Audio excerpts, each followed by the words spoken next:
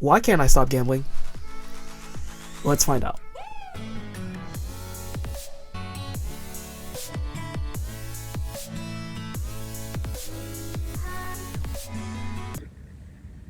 In the past few months, I've been seeing a lot more memes and reels that touch on a specific recreational activity, gambling.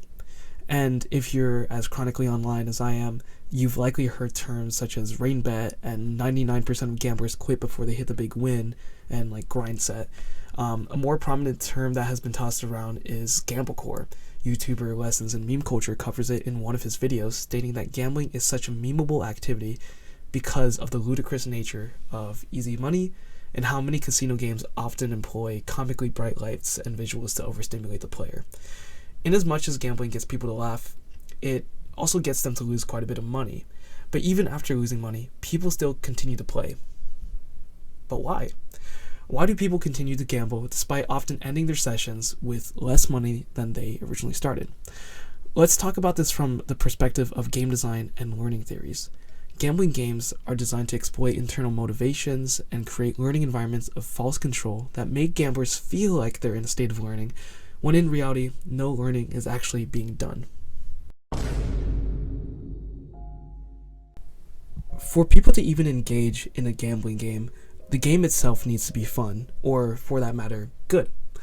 Good game designs usually follow a certain set of principles. The set of principles we'll be looking at comes from Guy's principle designs for a good game.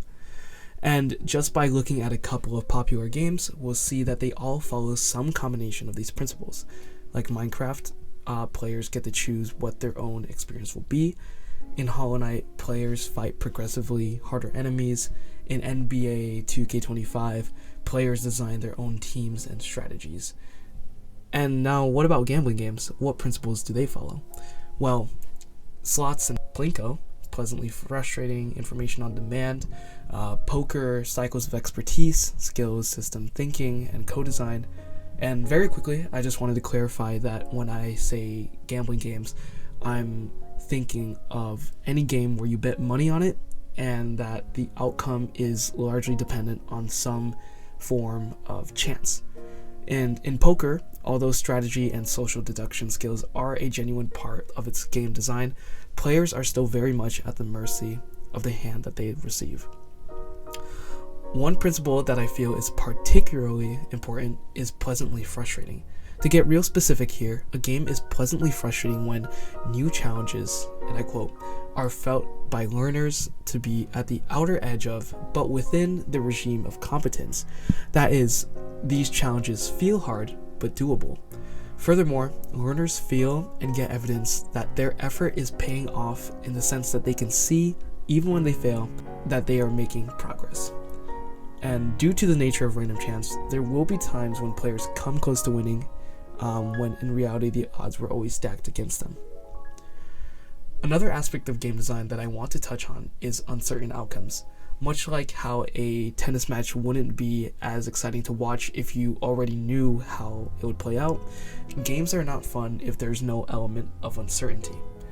One of the guys who used to work on Magic the Gathering, Elias Schifrin, even said in regards to design, if we had to pick one ingredient that was necessary, uncertainty in outcome would probably be it.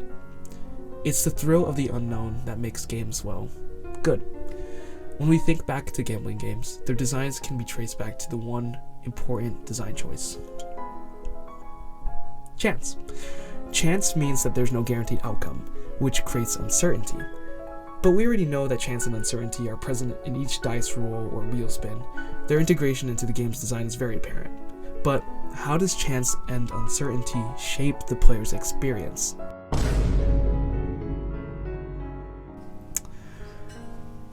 The illusion of control. Now, that might sound a little ominous, but don't worry, because we're going to break it down together. The first step to understanding the illusion of control is to understand why control even matters in the first place. Deci and Ryan's self-determination theory says that all people have the desire to grow and learn. This desire is shaped primarily by three things: autonomy, feeling in control of your own behavior and goals; competence, feeling in control of the outcome and experiencing mastery; and belonging, the desire to care for, be cared by, to interact, and to belong with others. When these three elements are presented positively, intrinsic motivation increases. But when these three things are presented negatively, the extrinsic motivations are increased. So, according to self-determination theory, a good environment will foster an authentic sense of autonomy, competence, and belonging, which leads to self-satisfaction and fulfillment. But what happens in gambling games? Well, it changes the environment elements to make you feel these three things superficially. Some actions and choices are required by the player and can often feel meaningful, but in reality, the outcomes are all just pure chance. The promise of hitting the big win turns the motivation from intrinsic to extrinsic, getting players hooked on the hard-to-reach external rewards. Before we move on, I want to talk about a classic psychological study, Langer's 1975 experiment at Yale University. In Langer's experiment, people made choices in games of pure chance. Some situations felt more controllable, but that was only through the contextualization and the allowing of certain actions. In reality, the entire game was based on pure luck. And Langer found that people wagered more money and bet more confidently when they were allowed to make choices. This study shows that just the mere appearance of choice makes players behave and act differently. When gambling, players choose how much to bet, when to spin, when to stop the wheels, when to push buttons, which machines to use, what numbers to pick, what cards to draw.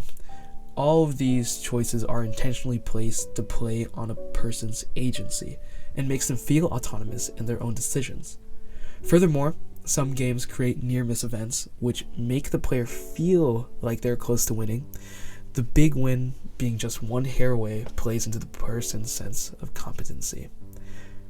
A study at Hofstra University even shows that near-miss results are, in fact, highly reinforcing. And a prime example of like a highly reinforcing, near-miss event would be slot machines, where often players will receive the same thing, or I guess like the same symbol in the first two slots, but misses the third just by a tiny bit. This makes people really excited. It makes them feel like they should continue to play because they were just so close. That is to say, all of these things add up to the player's sense of control. The autonomy they feel, the progress they perceive, it motivates them to continue playing. But couldn't any game give players this illusion of control?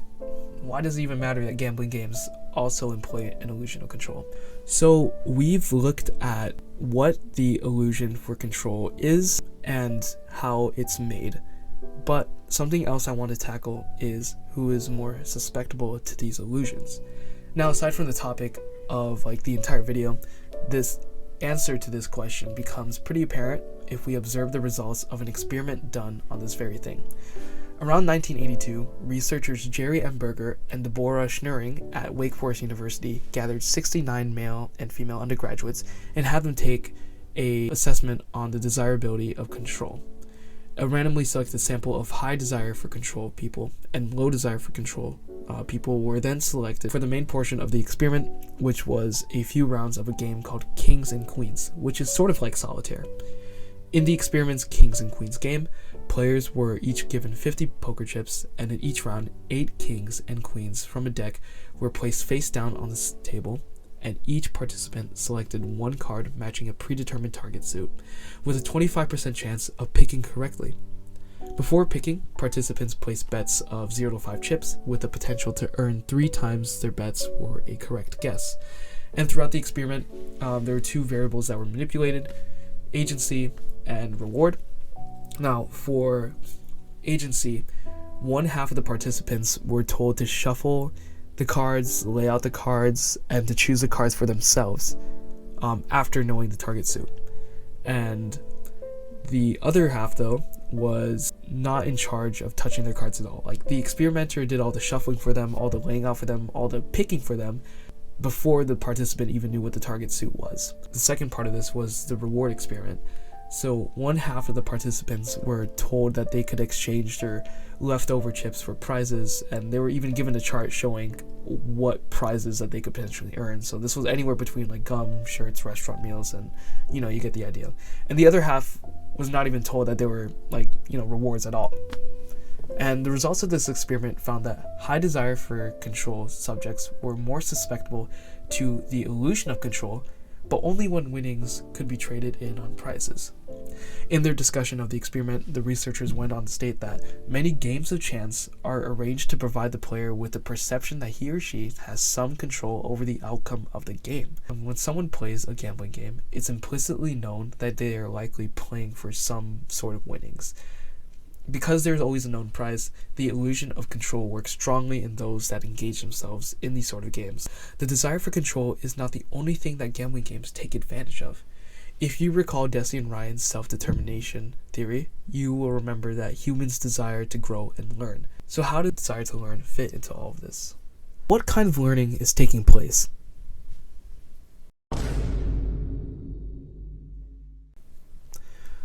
Before we talk about false learning, we gotta answer the question, what is true learning? A quick Google search will tell us that learning is the acquisition of knowledge or skills through experience, study, or by being taught. No matter which angle or learning theory you try to define learning from, when broken down to its bare bones, learning is simply new information coming in, and that new information changes the way you act. In gambling, players technically do take in new information, and it does change how they act, but a stark difference between that and true learning is the impact outside of themselves. With true learning, changed behaviors actually help players succeed in whatever environment or tasks they are involved in, but with false learning, a change in their behavior does not change the outcome at all. The learning that players feel is in reality just them adapting to the game's illusion of control. Each win, near miss, and strategic or superstitious decision a gambler makes creates a sense of adaptation to new information. But instead of actually learning, they're just developing false beliefs on how the game works. You may have heard of terms such as gambler's fallacy, hot hand fallacy, chasing losses, near miss effect, win state, lose shift strategy, superstitious rituals, selective memory, seeing trends, so on and so forth. And there was actually a study done on one of these terms by the researchers at the University of Guelph. It literally talks about gambler's fallacy from a Gestalt perspective. In their study, 127 students randomly placed into groups of 30 made a series of predictions of coin flips. Before making their predictions, however, some participants were told that the next flip that they were trying to predict was the first of a series of coin flips, while others were told that it was an extension to a series of coin flips. What they found is that the gambler's fallacy was strongly present when the participants were told that the next coin flip was a part of a series of coin flips with the same result, while the gambler's fallacy was much weaker when the coin flip was presented as the first of its series. Our tendency to see patterns can be manipulated by how information is contextualized and presented. Slot machines, for example, often do this thing where, as I mentioned before, the first two slots are of the same thing, and then the third one is not. And getting these series of losses will just continue to make the player feel like the next one has got to be it. So in conclusion, gambling games are designed to exploit internal motivations and create learning environments of false control that makes gamblers feel like they're in a state of learning when no learning is really being done. We've looked at how gambling games lean into the same design principles used by many good games on the market, and how they lean into uncertainty to keep players hooked. We've also discussed the innate psychological desire for control, and how certain design aspects of these games create the illusion of it, and how false learning is also created and used to perpetuate play. Now, understanding these games and understanding how these games are designed can open us up to broader and more important conversations. Gambling addiction interventions, ethical game design, and whether or not young children should be able to access gambling simulators like on platforms such as Roblox are just a few of the many conversations that we can have related to this. But for now, what's most important is that we make ourselves aware of these design choices so that we can always and truly retain our agency.